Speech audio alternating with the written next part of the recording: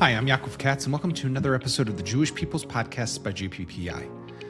Today on the podcast, we're taking a break from the crazy pace of events that have gripped the Middle East for the last years, if not definitely for the last couple of weeks. And I'm joined by Aron Heller, the former Associated Press journalist and author of a new book called Zaidy's Band. It's actually a remarkable story that uncovers a forgotten chapter of Jewish history. The story begins with Heller's own Zaidy, grandfather, and a small band of Jewish soldiers who fought in World War II, survived Europe's devastation. Some of them came to the land of Israel and fought again in 1948. They helped build the state while carrying the scars of a war the Jewish people had barely survived. And yet, surprisingly, almost no one knows their story. Why did these men fade from our collective memory? What do we lose when we forget their courage, sacrifice, and moral clarity? Aron brings both the journalist's rigor and a grandson's sense of responsibility to this book. He draws on his decades as the AP's reporter covering Israel and the region. But we also talk about what this story of Zaidy's band means for today, what the bravery, resilience, and sense of duty of these Jewish soldiers back in World War II, what can it teach us in the moment that we find ourselves in now, when Israel and the Jewish world once again face profound challenges? Stay with us. Aron Heller, it's great to have you on the podcast. Thanks so much for joining me. Thanks, Yaakov. It's good to be here. I mean, you and I have known each other for quite a long time. Both kind of came up in the ranks of journalists here in Israel and the English-speaking world, me at the Jerusalem Post, you for many years at the Associated Press. And you wrote a great book, I have to say. And, I think that as another middle-aged Jewish boy who grew up in North America, I too had a Zaidy. Different story. My Zaidy would have been on the other side of all of this, was a Holocaust survivor. But your Zaidy story is no less fascinating and moving. And this band that he was a part of is, I would even say, inspiring in the times that we now find ourselves in. And I want to get to that in the last part of our conversation. But why don't you take us to the beginning?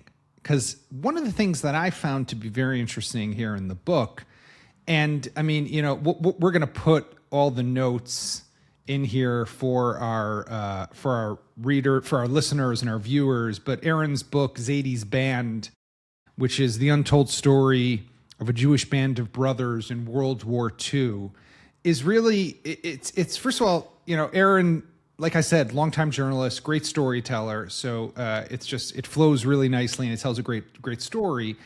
But there were a lot of things that I didn't know. I mean, I knew that there were Jews, obviously, who fought. I knew that there were people who went from, whether they were Canadian or they were American. I think I had a great uncle at one point who served for some time in the Pacific. There were 1.5 million Jews who fought on behalf of different countries in World War II. So why don't you tell us kind of like the macro picture, and then let's dive a little deeper into your grandfather, Mickey Heller, and this assortment of characters that you pull out through the story. Sure thing. Well, first of all, I can just say that in the big picture, that the story, basically, my journey to get here started with the story of similar to your Zaidy, because when I was at the Associated Press, as you mentioned, for 15 years, I covered the Holocaust and World War II extensively. That was sort of like a beat that I gave myself, and I did dozens, if not hundreds, of stories about survivors and veterans, and felt that I learned their stories and was able to share it in a way that hadn't been in other ways in the media. And so that was really my mission at AP, in probably my primary mission over there. And as I was going along this journey and getting to know so many of these people from that generation, it dawned on me that I know so much about them and I know absolutely nothing about my own grandfather. And then when I started to delve into that, so that was the genesis of it. And it was basically coming from that perspective, is that when we talk about World War II, we're talking about essentially the Jewish experience is the Holocaust. And that's the way it should be. These 6 million Jews who were killed. We all know about that story. It's one that I've devoted my career to, and it's important. But what I discovered was that there's also another side to the story, and that one is far less told. And that's what I focus on in this. And it's the 1.5 million Jews who served in World War II, the 250,000 soldiers, Jewish soldiers who died in battle. And that's an important thing to note, because when we think about Jewish death in World War II, we think about the camps, and we think about the ghettos, and we think about all those things. These were soldiers who fought and fell in battle, serving for their countries all over the world. And it was fascinating to me that this story was not that well told. And through the story of my grandfather, I try to get it across that there was essentially every single battlefield in World War II, there were Jews involved in it, in every single front. And they had a huge role, a disproportionate role. And I think that essentially the macro picture, as you said, in this book is to really try to convey that and to, refresh our history, that World War II obviously was a traumatic and horrific period for Jews, one of victimhood, but it was also one of victory and also of valor. So, we know, for example, about the Jewish Brigade, right, that came out of England at the time, and of course, American soldiers, Jews who were fighting in all the different armed services and branches of the United States. We're talking, in your grandfather's case, specifically about Canada here for a moment. So give us a bit of insight into, if we know, how many Jews fought on behalf of the Canadians, where did the Canadians fight? Were they in separate units? Were they just enmeshed throughout the different branches of the Canadian armed services? How did it work over there? Well, first of all, when we're talking about the 1.5 million Jews, you can basically break them into three different categories. A third, roughly, are the Soviet Red Army. That's about 500,000 Jews were there. And just to put things in perspective, because we're not going to talk about that much, but of those 500,000 Jews, Soviet Jews in the Red Army, 200,000 died. We're talking about a 40% casualty rate. I mean, this is just insane when we think about it. And I know you cover military these days when we talk about casualty rates. 40% of them died. So out of those 250,000, 200,000 of them were the Soviet Red Army, and they're really important to remember. Another third of the Americans, about 550,000 of them, who served in all the American branches, everywhere, again, Africa, the Pacific, Europe. And then the other third is basically the rest. And the rest is the UK and France and Canada, as you mentioned, in the Holy Land. We talk about 40,000 Jews from British Mandate of Palestine. And that's sort of like an interesting stat because I've spoken to a lot of people who they noted that more Jews in the Mandate fought with the British against the Germans than against them here in Israel. So again, we know all about the Etzel and the Lehi and the Haganah, but there were more of those who fought actually with the British. The Canadian. By the way, one of them happens to be my wife's late grandfather, who fought in the Jewish Brigade, got caught somewhere in Europe, and was actually spent about 3 years in a POW camp, the German-run POW camp, I think in Cyprus or something like that. So the Jewish Brigade is also one of these stories. That's a whole other thing. 100%. It's all over there, and I devote a big part of my book also to specifically afterwards to Machal. I can talk about that as well too, about the interchange between those in the Holy Land who were fighting in World War II, and then afterwards the Jews who fought in World War II coming to Israel and helping fighting in their War of Independence. But specifically about the Canadians, there were about 17,000 Canadian soldiers. It's important to remember that at the time, the population of Canada was only about 170,000, so we're talking about 10%. But that's the entire population. I mean, if you're talking about men of military service age, you're talking about closer to 40%. So that's a huge mobilization. Huge number of them volunteered, and a disproportionate amount of them were in the Air Force. And that's where their greatest contribution was. That's where my grandfather was, and that's where most of his friends were.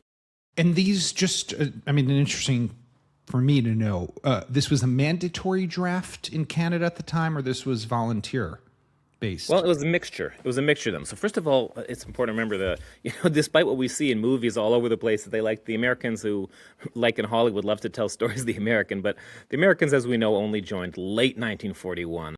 As the British are often apt to say, thank you for joining us when you already won the war. So it was really the heavy lifting was the British, and the Canadians were with them from the get-go. Uh-huh. So there was a mandatory draft, but they couldn't force people to go overseas, at least initially. So in the first few years, if you were drafted, then you served domestically. But if you were going to go overseas, particularly in the Air Force or in the Navy, that was volunteer. That you had to step up and say, I'm willing to do that. And that was my grandfather, and that was the characters in this book. Which is just as, important to keep in mind, because that's another level of just dedication, commitment, and sacrifice. Now, before we dive even deeper into this, one other, I think, important element and dimension that we should talk about, or category for that matter, is Machal, because that's something that I think a lot of people are familiar with, and you talk about also in the book. And these are the people who come, mostly after the war, obviously, come to the state of Israel and fight on behalf of Israel because they have all this variety of experience in the military. These are veterans of the war in different countries, right? Yeah. Well, first of all, like you said, the book is called Zaidy's Band because it's about the band of guys around my Zaidy, and the subtitle is The Untold Stories of a Jewish Band of Brothers in World War II. And why is that important? Because the theme throughout this book is the untold stories. It starts with the untold story of my grandfather personally, how he kept so quiet all these years and never wanted to talk about it and was such a taboo thing that was my driving force here, was to tell his story. But along the way, I come along all the other untold stories, which are the Canadians in World War II, the Jews in general, specifically Bomber Command and their kind of contribution to the war and how brutal that was. And then eventually, the part of Israel, because we all know about World War II. We all know about the War of Independence.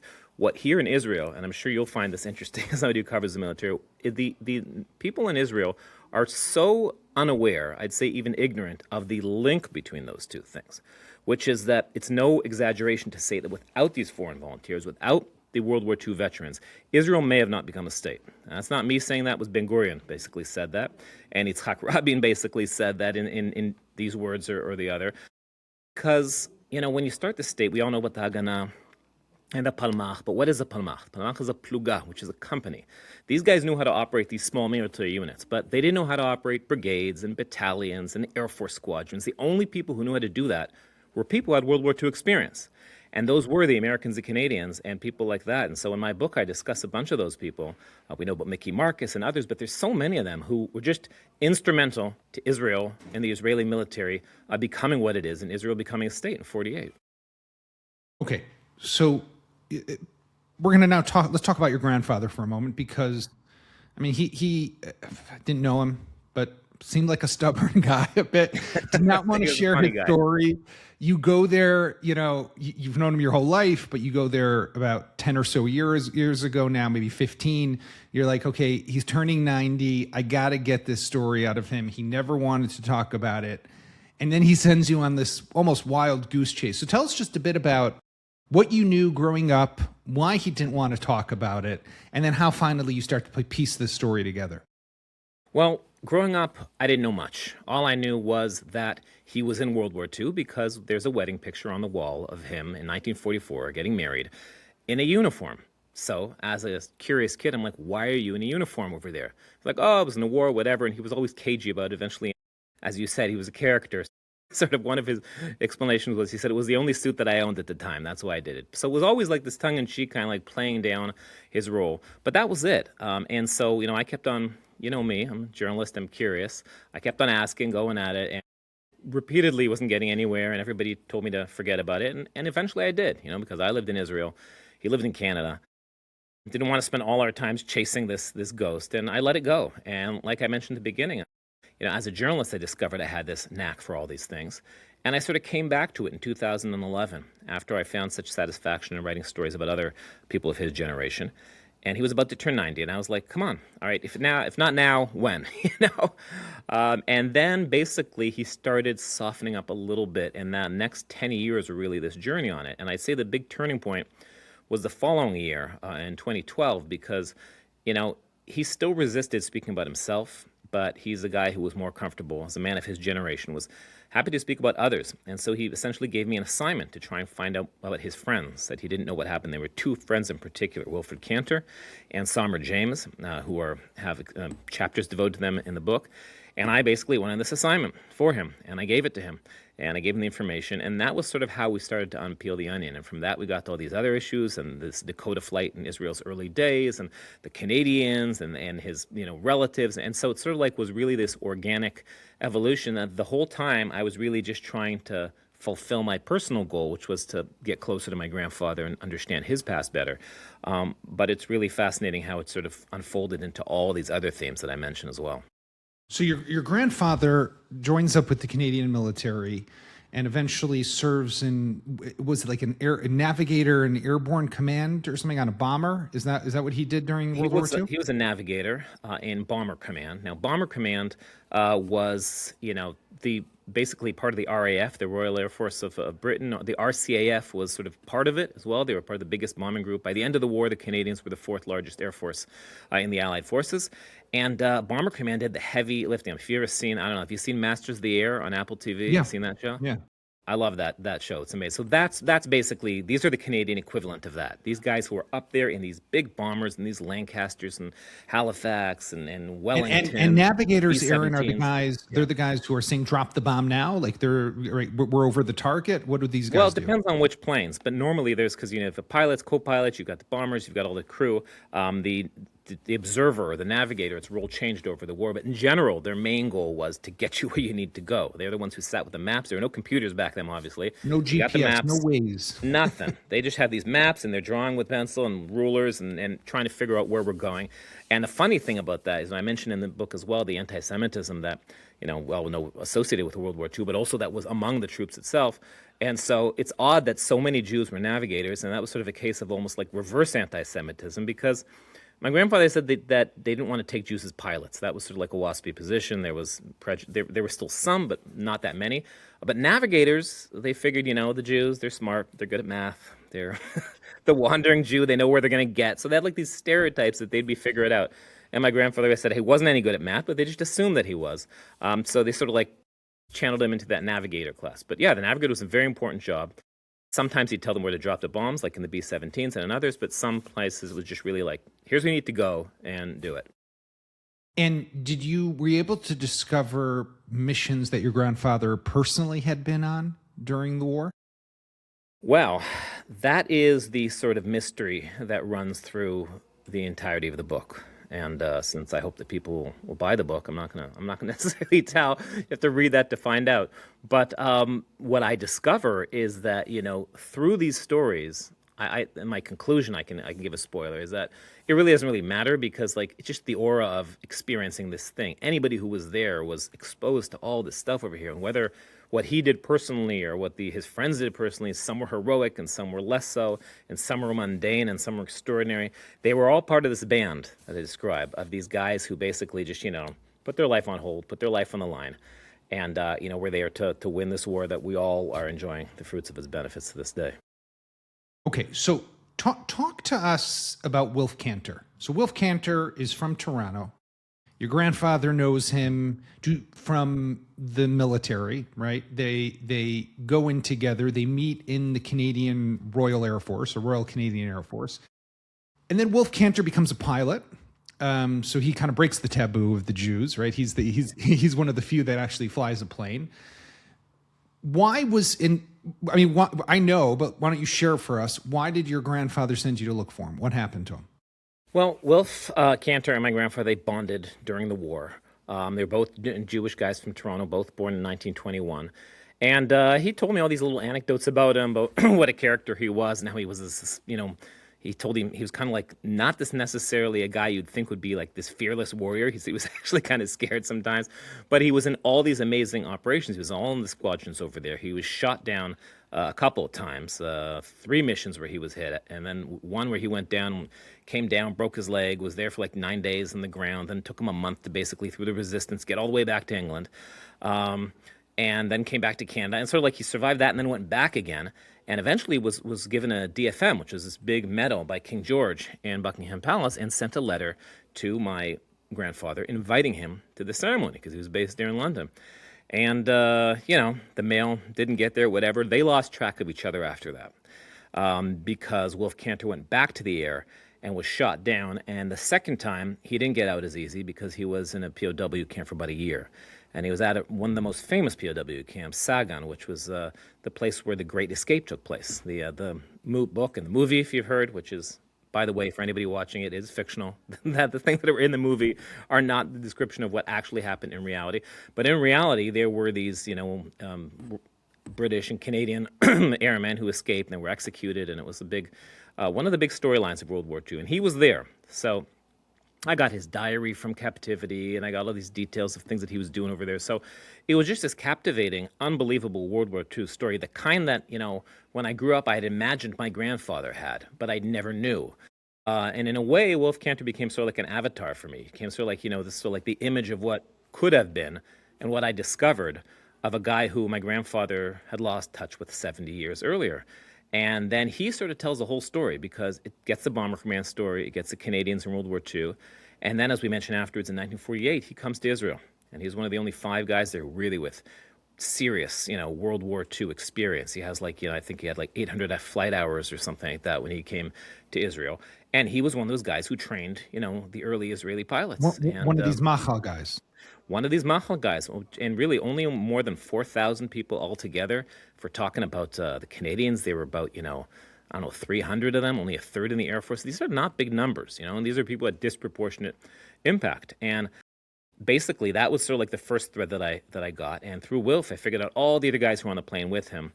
And that's the first third of the book, which is this Dakota, this fateful flight that they have, and all the characters who are on board and how they represent this sort of palette of early Israel. And each one of them, their stories is more amazing than the other. And so for me, that was really like my 1948 story. These guys give us a sense of what it was like back then. And tragically, I mean, people read more about this in the book, but Wolf Cantor was killed in October of 48 when his plane crashed, or some maintenance issues, it seems like, with the aircraft. Who were, there were a bunch of other people who come up in the book. Fred Stevenson, Willie Fisher, Michael Wiemers, Leon Lightman. Tell us maybe just about one more of these interesting guys. Well, I'll give you just a sneak peek of each one of those guys, because really, like I said, they sort of give you a sense of what Machal was. So you had Wolf Cantor was the pilot. I told you his story. The co-pilot was Fred Stevenson, non-Jewish. And it's interesting to note that a third of basically these pilots there were not Jewish. And their own reasons for coming to Israel are less straightforward. We know why the Jews came. The Christians, it was a little bit more unclear, but a lot of them came because of, their religious faith, or because of ideology, or even some of them just wanted to have an adventure. I mean, there's a guy named George Buzz Burling over there who was Canada's top ace in World War II, and he wanted to come to Israel also. So there was this allure to the War of Independence in 1948, these plucky, Israelis fighting against all these armies, and these guys who were aligned with it came.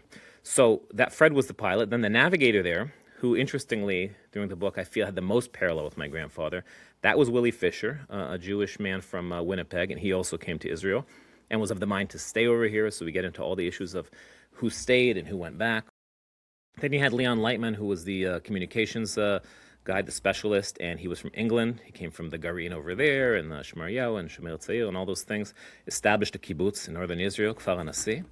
And the fifth one is, in my opinion, the most fascinating one of all, was Michael, known as King of the Negev. And to this day, I can't believe that I never heard about him growing up. I can't believe there are no books about him or movies or anything, because this is a guy who, I wouldn't be exaggerating by saying, had a critical role in Israel winning the 1948. And was a meteorologist? He was a meteorologist. He was an Air Force man. He was a liaison. He was like, I call him sort of like a Forrest Gump of sorts. He just sort of showed up everywhere. He didn't have an official role, but he was known as the King of the Negev because he liberated the Negev, essentially. And there's a part in the book where I describe it that, in the second ceasefire, the 48 war, it was a 1.5 year war, the Negev was isolated. There was no way to get there. And it was cut off because the Egyptian controlled the whole route from Ashdod all the way to Beit Guvrin. And so there was no way to get there. And this, of course, Ben Gurion, this is his baby, the Negev, the make the desert bloom, couldn't get there. And they had food and supplies for maybe a week, and they needed to get by in a month. And the only way they were going to do it was by getting airplanes to land there. And for airplanes to land there, they needed landing pads. And Michael, King of the Negev, single-handedly built the landing pads, saved the Negev, and Israel won the war. What is it about these amazing stories? When I was a young cub reporter, I did a story. The name now escapes me, but it was of an American Jew who came to Israel also after World War II, had flown in the U.S. Air Force, and became one of these pilots in the fledgling Israeli Air Force, and was part of a group that bombed the Egyptians as they were making their way up what is known today as Gesher Ad Halom, the bridge until here. Yeah, and you tell this story as well. I mean, he later lived in Los Angeles, was a fascinating character. I'll get you the name because there are only 4 of them, so I know all the 4 names, and it'll come to you when I mention it. Yes. What are the names? The names are, there were 2 Israelis and 2 foreigners. The Israelis, I think you'll be familiar with. Modi Alon, who was the first commander of the 101st Squadron, and Ezer Weitzman. We know that guy, right? Yeah. Now, the foreigners, there were 2 of them. One of them was his name Eddie Cohen, who was from South Africa, and he crashed on the return, did not survive that mission. And the Right. last person, the one who you're referring to, I'm assuming, and who was the commander of that mission and who taught all these guys everything was a guy named Lou Lenart. And that must be him. That was the guy. What a Yeah. character. So I met Yeah. him a few times, He and stayed did a in great Israel, lived in Ra'anana, became a El Al pilot. Yeah, did the yeah, whole thing. and did a great story. I mean, really, and like you said, I mean, kind of like the king of the Negev. I mean, here was a guy who they literally stopped the Egyptian army from marching on towards Tel Aviv, essentially, and this bridge. Where is it? It's near Ashkelon or Near Ashdod or Ashdod. whatever. You hear it Right. on traffic in the morning, and they say the traffic jams in Ad Halom, and people don't think what Ad Halom means. It What means to ad this halom means point. until here, exactly. So I mean, like, but what is it then, Aaron, that Israelis don't know these stories, that they don't know these huge, amazing, literally king of the Negev, king of Lou is the king of the bridge, whatever. I mean, like, why do our kids who grew up here, maybe your kids now know these stories because they're reading your book, but why don't Israeli kids know more about this? Why don't American, Canadian, Jewish They kids don't know not either. know more about They this? don't know that much either. But first of all, I will say that I hope, I mean, I don't know if I'm trying to be modest here, but I hope the book will help fix that a little bit because we do need to know these stories. These are the origin stories. I mean, these are like, we all read about like Paul Revere and the American Revolution. These are these stories of Israel's establishment. And there's a bunch of reasons why they're not well known. First of all, for the Israelis, when they look at Machal, I mean, they didn't look at them as saviors. They weren't mercenaries. The official Israel essentially looked at them as potential immigrants, meaning that if they came here, then they stayed afterwards, and they stayed and became Israelis, and that was it. So there's no longer mitnadvei chutz la'aretz, they're Israelis. Paul Schulman, who was an American naval officer in the Pacific, was Israel's first commander, who had the admiral, first commander of the Navy.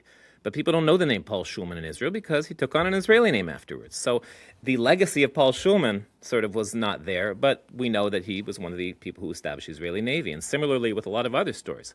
And the other thing was, look, you know how it is. There's narratives. The narrative was of these plucky Israelis, these, the Palmach and the kibbutz and these sabras, and, it didn't really fit into the early Zionist narrative that a lot of the heavy lifting was these foreigners who came to help.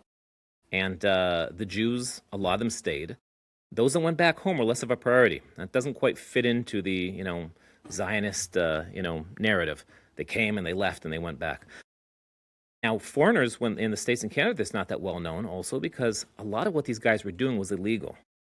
So a lot of these Canadians and Americans, they were afraid of, losing their citizenship there because they were essentially fighting for a foreign army, which was against the laws of their country. So a lot of it was done in a clandestine kind of nature. And so that combined with a bunch of other things all came together where like essentially there's one guy who I quote said, he said, we never were forgotten because we were never really known in the first place. So I'm hoping that they will be remembered now because, it's a huge legacy, both from a historic perspective and also, what Israel's going through now. I think it's inspiring. So you're taking me where I wanted to go next, which is where we are now. Just over 2 years into this now ceasefire. Who knows, by the time we listen to this and people listen to this, who knows if we have now a new war that's erupted somewhere, everything going on in Iran and elsewhere around this region.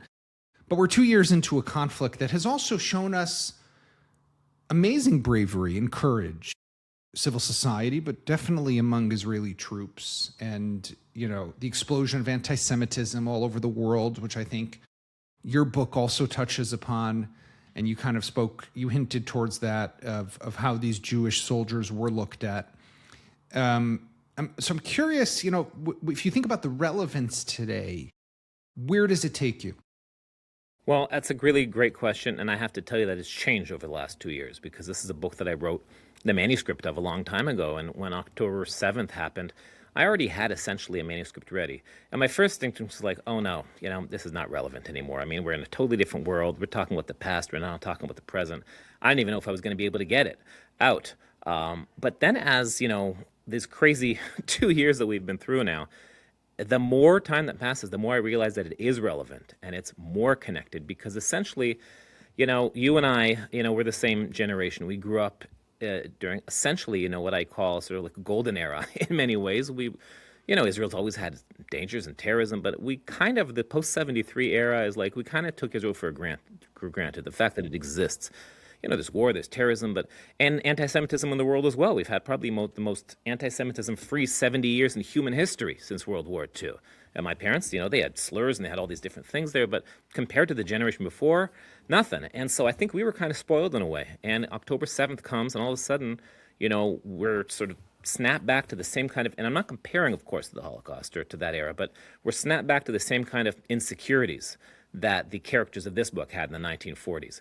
And for me, it was just a reminder that, this whole thing about like, oh, Israel's a given and all the little battles that we have here inside Israel are what you focus on. It's not gone. And neither is anti-Semitism, and it exists.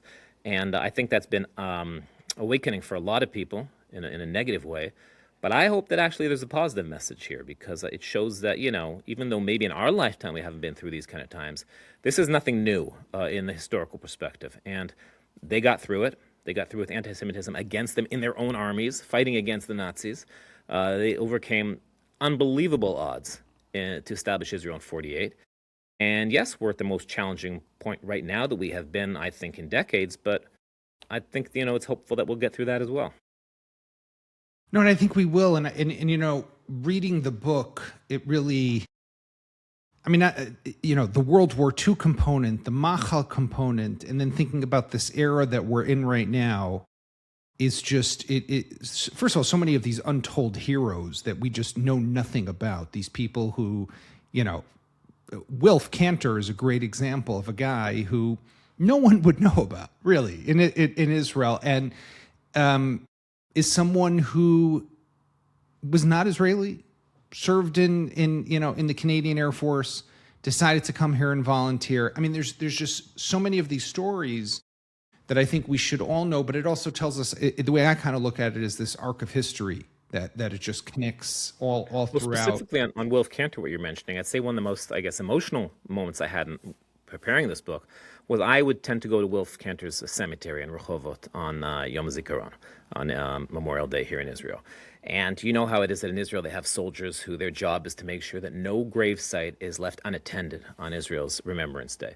And so obviously those recently and those from here, everybody has their families, but there are lots of soldiers who are considered orphan soldiers. There's nobody there to go to their graves.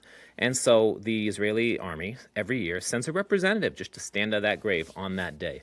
And I was there several times, and one of the times I was there, I met the soldiers who were assigned to this grave.